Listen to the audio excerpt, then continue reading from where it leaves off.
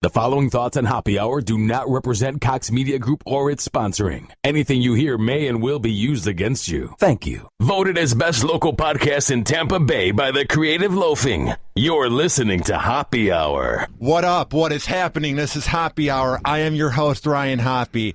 And I can't believe that this guest actually has the patience with me to do this interview a second time. No one's more perplexed than me. Hey, Mike Calta, how are you? Hello, you big giant dummy.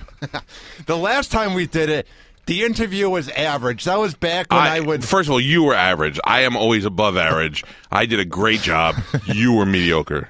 Because what happened was we're doing the interview, and that's back when I would read off everything I wanted to ask. So I'm doing a boring interview, but it was good enough.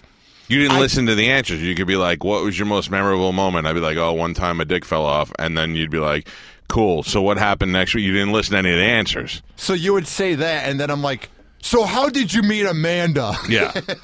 Plus, I'm pretty sure you didn't brush your teeth today. How do you leave the house without brushing your teeth? The thing You're is, like my 9-year-old. I have to argue with you on whether, because they look like a stick of margarine attached to your gums. I will be doing it tonight, though, because I'm going out the first Friday. I'm going to have a fun time. Yeah, well, I'm sure all the girls will line up to make out with you now.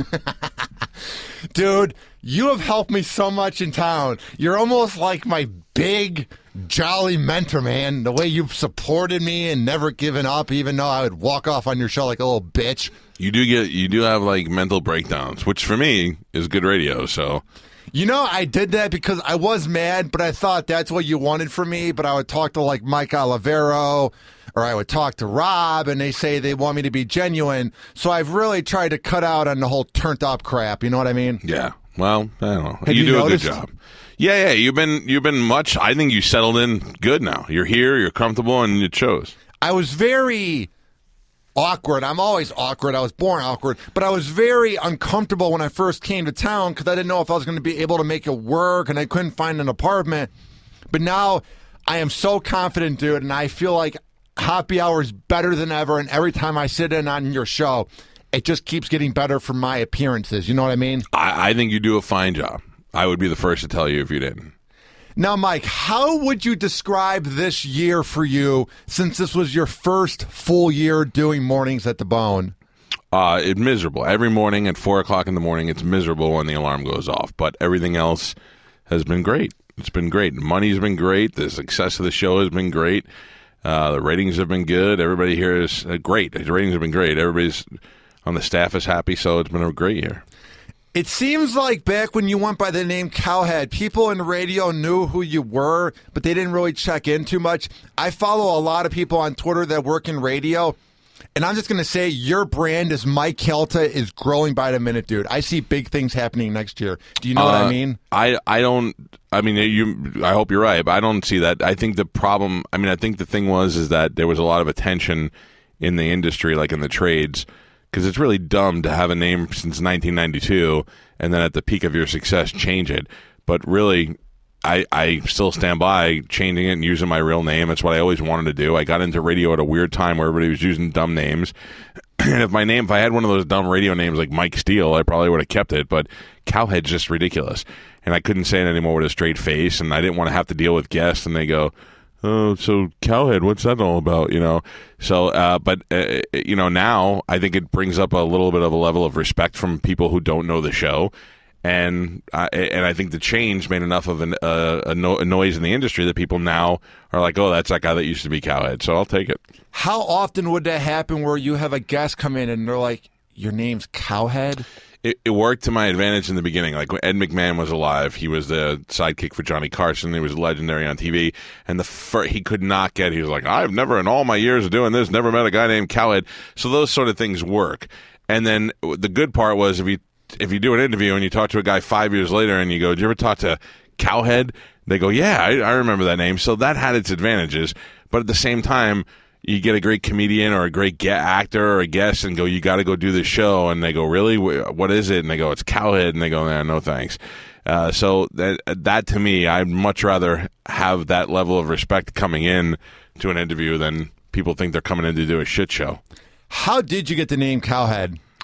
It's not a good story. My last name is Calta, and I'm a big guy. And when we were trying to find names, like when you're on a football team or we had jerseys, but jerseys that we would wear around school, and we all had nicknames on the back. Yeah. And I had a big head, and somebody called me Cowhead, and it was one of those things that always kind of stuck around. And then when I got into the radio at the Power Pig, everybody there was Boner, there was Booger, they all had dumb names, and there was a fathead on the show. And they said, did you ever have any nicknames? And I said, no, they used to call me Cowhead in high school, and I wish to God I'd never opened my mouth, and boom, I'm Cowhead. And then as my success grew, it was harder to shake. Now, how good were you at sports back in the day? Since you're a big guy, were you a good offensive lineman? Did you ever use that to your advantage, or was it one of the things where you just kind of just wanted to contribute to a team? No, I never really was good at any sports because my high school didn't have a football team. It was either if you wanted to play football in my town, you went to the all-boys school, and I chose to go to the school with girls rather than football. And I don't know why, because I didn't get laid but one girl through all of high school. I should have just went and played fucking football. And was she a good lay, though? I dated her for like 2 years, so. But yeah, so I kind of wish that maybe I would have done that because now I see that I'm as big as most linemen in the NFL. But I don't care. I'm still lazy, and I probably wouldn't have been a very good football player anyway. Now, you probably wouldn't have gone on to play in the NFL, but don't belittle me. Don't say I couldn't have done it. No, come on. Which is a possibility. You could have played in the fucking NBA if you weren't so awkward. And I wasn't so uncoordinated. Yeah. And I didn't have an 18-inch rod in my back. Right. Now, what I'm getting at is, was radio one of the things that you always wanted to go into, or did you just kind of run into it on accident? It was a complete accident. I wanted to go into movies and TV, and I was going to go to UCF because they were the school that had the communications program here in the area, and they had just started building Universal Studios, which not only was a theme park, but it was also an operable movie studio. Yeah. And I wanted to go work there. So I was going to get my associate's degree and then go there. And then while I was going to school at a community college for my associate's degree, I started an internship at a community college. And I started I started an internship while I was going to the community college at Power Pig. And then when I got in radio, I was like, holy shit, I think I want to do this now. What was the moment? Was there an interview or was there a segment where you're like, holy crap, I'm good at this? No. I didn't think I was good at it till this year. And that's the absolute truth. I'm not even being humble. I remember there was a time where I was so into music. I was so into rock music, and I thought, man, I don't know who gets to do these jobs. Like being on the radio would be like the coolest job in the world. And I was listening to a guy named Ted Kamikaze, who still works here in the market, and he did a real lame break coming out of it. He was a midday guy, good jock, but it was like a real lame break. And I thought, you know what? That guy got this job. If he could get this job, I could probably get that job and work my way up. And I went right home and called the radio station right after I heard his terrible break. What was it about his break that was just so terrible? It was just it was some segue. I wish I could remember what it was. It was some segue between a song and another song in which they pick a detail out of the song. Like the song was New York, New York.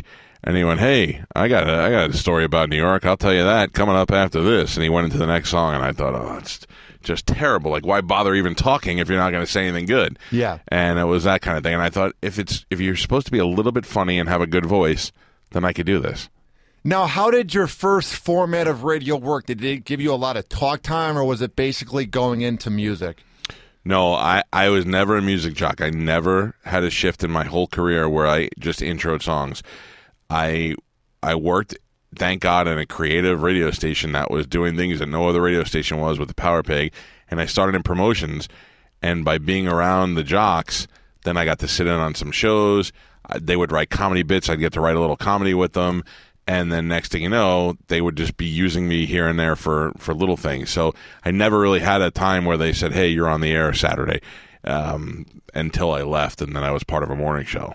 What were some of the gigs that you did for promotions? Was it similar to what we do for the 102.5 The Bone team? No, you guys have no idea how easy you have. And anybody that's 40 years old that started in promotions knows exactly what I'm talking about. I used to go to school, then go to the Power Pig, and do an afternoon promotion or an early evening, or worse, some nightclub or bar where I'd have to go out there and set up banners and hang out bumper stickers and all that. And that was no big deal. But then I had to drive the van back with all the shit in it at the end of the night, and then sleep for like 3 hours at the radio station on the floor because the next morning we had something else to do, and we didn't get paid. You guys all get paid. We didn't, in promotions over there, we're interns. We didn't get shit. I worked for free for like 3 years. Was there ever a time that you were like screw this, I want to give up, or were you always determined to make it work? I left at one point to go back to school. I figured this is kind of what I want to do, but I need to get my degree. And I left and I moved back to New York for a year. And then when I got back to New York, I was like, fuck this. I'm going back to Florida and going back to radio.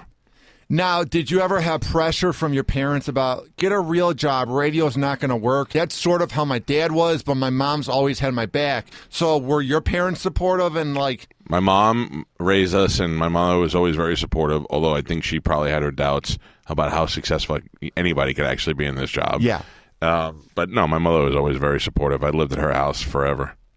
What was it about your mom? Did she teach you any good virtues or lessons growing up? Like, my mom always tried to force religion on me. It didn't work, but it made me a humble and odd person. So what was your mom like? My mom had me when she was 17 years old, and then my brother when she was 19, and she had no high school education. She got back and got her GED, then went to school and learned how to be a travel agent, then went to school and learned how to be a nurse, and now she's director of nursing at a hospital. So my mother is one of those people where she busts her balls to get what she wants, and that's what you learn. That's how I think I got good at this job, is to know that if you work 10 hours more than the other guy, you'll go ahead faster than he will.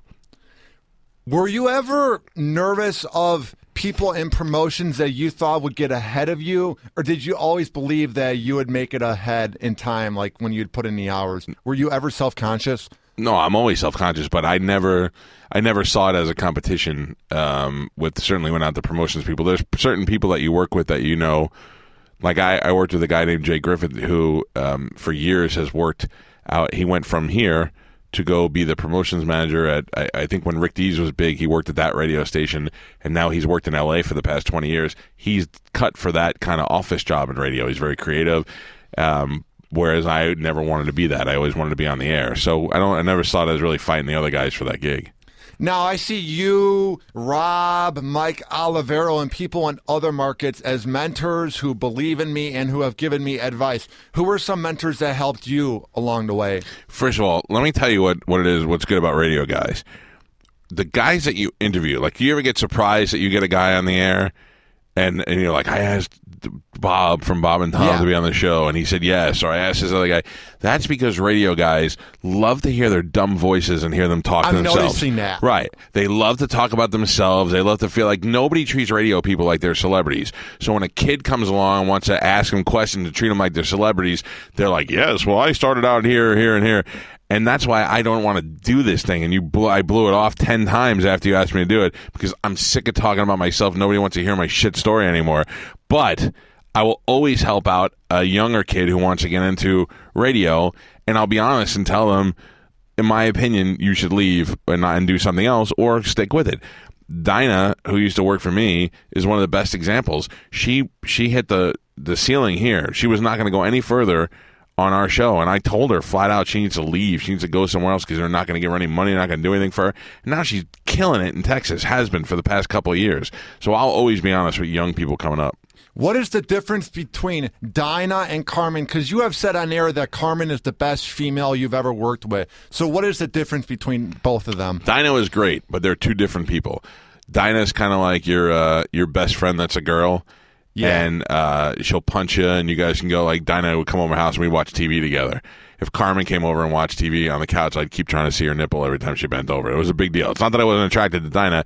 It's just like Carmen's like a girl's girl. Yeah. And she has no problem talking about dirty sex and weird shit that she likes, and she's a lot more open in those sort of ways. Now, when did you first realize that she would make great radio? Because a lot of girls would come on air and talk about their sex life. When she got her asshole tattooed on the air. That's a true story. We had Billy Madison had a girl that had an asshole tattoo completely around her asshole. And I negotiated with Carmen and convinced her that she should get a tiny little heart tattooed on her asshole. And she did it. And then the next day I went to the program director and I said, we need to start paying this girl. She's great. Were you afraid that people might look down on you as like a pig, or was it one of the things where you just don't give an F and you're like, this will make for good radio? No, because my motivation to do it was only for good radio. I wasn't sticking my finger anywhere near her asshole or anything like that. So I had nothing to do with it pig-wise. It was the idea that she was doing it was better than anything, and she loves it. What I like about you is you like to make fun of girls sometimes with like the drunky drunk party, but you never exploit them. That's what I like about you is you bring the best out of people, but you're never a bully. No, I don't think when we do this thing called the Drunky Drunk Girl Party, and a lot of radio shows do that where they have people come and get drunk on the air, but it's Carmen and her girlfriends, and they get drunk, and dumb shit always happens naturally because everybody gets their drunk powers, and then some get upset, and some get strong, and it's always just chaos, and chaos is good radio. So that's what I love. I'm not there to try and hurt the girls or guys or anybody that we do contests with. And we've stopped a lot of contesting because I don't like what it does to. We used to do the slap off. I think a guy's got a fucking tooth knocked out. Another guy almost had a memory loss, and there are things I just don't want to do anymore because I don't think it's good for the listeners. What is your favorite moment from the Drunky Drunk Party? Is there one moment that comes to your mind when you think of that segment? Yeah, I like when we have like celebrities in and they witness that kind of shit. We had one, Mark Curry, who is a comedian who used to be on a show called Hanging with Mr. Cooper. I wouldn't even say him in celebrity, like if I was explaining to somebody. He's a comedian who used to be on TV. But when you get those guys who are like B or C-list celebrities and turn them into A-listers that day because they're so good on the show, that's my favorite thing. What's an interview maybe with an A-list celebrity that just went to absolute shit? Is there one that comes to your mind? Any that were just bad? Well, some of them are bad. Sometimes we hang up on people. We had a couple of UFC fighters who were too fucking dumb to talk to that we hung up in the middle of the conversation. And I don't know. We really, if it's one thing I do good, I think it's interviews. So we're managed to pull good shit out of anybody. That's what I like about you, man, is a lot of people do these interviews with the 7 minutes that you're given with a celebrity. It's, how's the show going? How's the wife going? But when you and Galvan do the interviews, it's like a bunch of people just drinking a beer at the bar talking. Yeah, for some reason, people feel very relaxed when they're on the show, and we get good shit out of them. And I think they're so used to doing bad radio that when they get a little glimpse of good, it's good. I mean, I grew up listening to Howard, and if you can get an ounce of his talent and what he does with guests into an interview, then you're successful. Would you say that Howard is who everyone should look up to, even if you want to be edgy or not, just the way he approaches a show? Yeah, don't. It's hard because, I grew up listening to him since I was a kid, since he was on NBC. And so how do you go and do your own show without stealing everything from him? It's like, how do you do a talk show if you grew up watching Letterman without stealing from Letterman? So you got to take it and try to make it your own, but at the same way, the thing that I stole from him that I still stick by today is the integrity of his show, the way he treats his guests and the way he super serves the listener. The show is for them, not for you. And that's what I think that I took from him that I'm happy to say I stole. Now, let's get to know everyone from your show. So how did you first meet Galvan? Galvan came when my old sidekick, Brent, who was literally like a sidekick where Galvan is like kind of like a partner. Brent had a little bit of a drug problem, and he kept it's a long story, but he kept passing out on the air, and I fired him on the air one morning, and then we were left without a partner, and it was like around November. So then we put an ad in the trades, and they sent me thousands of air checks of people trying to get his job, and I just for 2 weeks drove around in my car listening to a CD with these air checks on them and throwing them out the window because they were terrible. I mean, we just were looking for anybody at that point, whether they had experience or not, and most of them were terrible. And Galvan's, we put in the CD player and listened to it live on the air when we came back from Christmas break. I was making fun of it. I go, you don't understand what hell my life has been. I've been listening to all these shit air checks for 2 weeks, like this one, and I hit play, and Galvan said something about dolls, and I hit pause, and I go, I don't want to talk to a guy who's going to talk about dolls on the show. And then we went to break, and I said, well, let me listen to the rest of this guy's deal. And it ended up being hilarious. And everybody in the room was laughing. And then I listened to it again. And then Galvan emailed me out of the blue and said, hey, I just want to give you a heads up. I like your show. I'm trying to get that gig. And I said, can you send me more stuff? And he did. And I just thought he was the funniest guy that I heard out of all of those tapes. Now, was Galvan great right out of the gate on air, or did you kind of have to incorporate him into the show? He was great the very first day. He came in here for an audition show while Bert Kreischer was here, and the three of us together was some of the funniest shows we've ever had on Galvan's first couple of days here. So we knew right away. We're like, yeah, this is the guy. Now, there are a lot of famous comedians that you are really close friends with, but how did you first meet Bert Kreischer? Bert opened up for Jay Moore the weekend that I got married here in Tampa. So we didn't go on a honeymoon the week of our wedding. So we had the wedding on Saturday, and then on Sunday we still had a bunch of family in town. So we decided, hey, everybody's here. Let's go to the Improv to see Jay Moore. And Bert opened up for Jay Moore. And when I left there, I was like, I got to find out who that guy is. He's the funniest guy I've ever seen in my life. Yeah. And turned out, I talked about him on the air the next day. Turned out he was from Tampa. He grew up in Lutz. And people that knew his father were listening to the show, and they were like, he's from here. We can get him on the show. And that day, I tracked him down in L.A. and got him on the show, and we've been friends ever since. I like him more than my wife, who I also made a union with that weekend. How did you meet Amanda, your very lovely wife? She worked at Mons Venus. No, I don't know. I met her at a club gig when I worked at the Power Pig. It wasn't a very good story. She had a boyfriend, and I wanted to bang her, and we stayed in touch, and then when she broke up with the boyfriend, I slid in. Literally. No pun intended. Figuratively and literally. How have you done with the ladies, man? Because you aren't the best-looking guy. By no means Fuck you. By no means are you Brad Pitt, but I get the vibe that you used to slay a lot of girls back in the day. I've had a couple of good relationships. I definitely got way more girls than some balding, fat Italian guy should ever get, so... But there's a difference. There's the whores that you bang as part of the job, and then there's the girls that you really like. So I've had a few of those, but I kind of want to expand and earn a one-night bang. What do I need to do? I'm not bad looking. I work out, but I just... First of all, brush your teeth. You didn't brush your teeth today. Girls look at those hygiene things, and they pick them up. If I noticed it, they're going to notice it. Yeah. You dressed very nice today.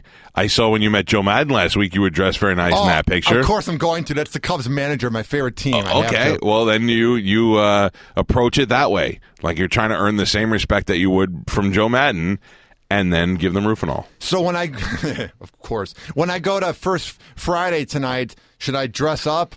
Go out there with the idea that you don't want to get laid. Go out there to just have fun, and it will come to you. Trust me. Who you hang out with, too, that's part of the problem. Well, I hang out with a friend that I made on Halloween. His name's Ryan, and then I hang out with my co-host Kyle. Who is this Ryan guy? Have I ever seen him? He actually was trying to bang Carmen like a few weeks ago. But what happened One of those guys. No, what happened was he actually ditched me because I lost my keys when I got a little bit too drunk. So he helped me get home, and we've been friends ever since. So it's one of those things where I'm making friends outside of the building because I'm friends with everyone in promotion. I'm glad you have friends, but don't let your idiot friends cockblock you. Don't let their idiot ways. You can't hang out with a bunch of fraternity douchebags. Was there ever a time that you were about to bang the hottest girl ever, but then you got fucking cockblocked? I don't know, not out of the gate, but I mean, I'm pretty good. You know how to seal the deal. Well, I got Pete. Pete seals the deal. I'm the opener. He's the closer. What does Pete do to close the deal? I don't know. Pete is my best friend, and there's no better smooth talker or closer in the business, and he's uglier than I am, and he closes way more than he should. Speaking of a guy who knows how to close the deal when it comes to talking to girls, how did you meet Spanish? Spanish was an intern. I don't know who hired him as an intern, and he had really weird hair. And in my mind, when I picture Spanish, he would look like a Muslim, like he was wearing a short sleeve white shirt with a bow tie. And he used to sit in the cubicle, and when I'd go to the bathroom, he'd pop up and he'd look over the thing, and he'd just with this big dumb smile, and he'd go, hi, and I go, hi. And I go and I pee, and I walk back in the studio one day, and I'm like, who's the meerkat? Because he just pops up and looks at you every time you walk by, and they go, oh, he's an intern. So we brought him in, and we started talking to him, and he is just, it's going to pain me to say this, but he's just lovable. And once you talk to him, you realize he loved being here. He really wanted to do this, and he's a good kid, and he's funny, and he'll do anything you tell him to do. What is the wackiest thing you've had Spanish do to get on air? I don't know. I mean, he's done some shit. We've heard him. We've made him go out. He's terrible on the streets. He doesn't have any of that. Me too. He can't. Yeah, you both suck. You're good with direction. If you listen to direction, you'll do it. But as far as going out there and creating things on your own, you're both terrible. But like Spanish in the studio gives everything 100%. So we had him and comedian Bobby Lee tag team wrestled two fat porn stars, like fat porn stars. Were they hot though? No, they were huge. They were humongous. And they wrestled them like they were trying to win WrestleMania. Like, I thought Bobby Lee was going to choke one of them out. And they were both doing it in their underwear. Like, Spanish just doesn't care. He'll go and give it 100%. And people love that shit.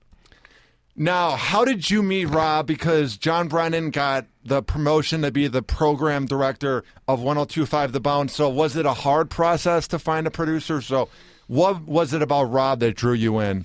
We needed somebody that had radio experience and somebody that was good at booking guests. And Rob came to us from Rover's show, which means he had experience working on a show, on a syndicated show.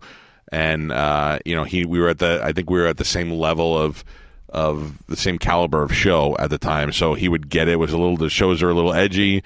You have to deal with publicists being pissed off at you, and that's what we needed somebody for. We had a bunch of other people that were qualified for the job. We had one guy that we thought he's going to be the guy, and then we met Rob. And when I went out to lunch with Rob, and I talked to him one day, and I knew the minute we started having lunch together, I'm like, he's the guy. He's just perfect. He loves radio. He gets it. Very few people get it, or it takes them years to get it. He just got it right out of the gate. Would you say I get radio? You're on the right track. You get it. You know what makes it. You know what makes it good. But you need to. I don't know. How old are you? 22. Yeah, you're fine. By the time you're 25, you'll be fine.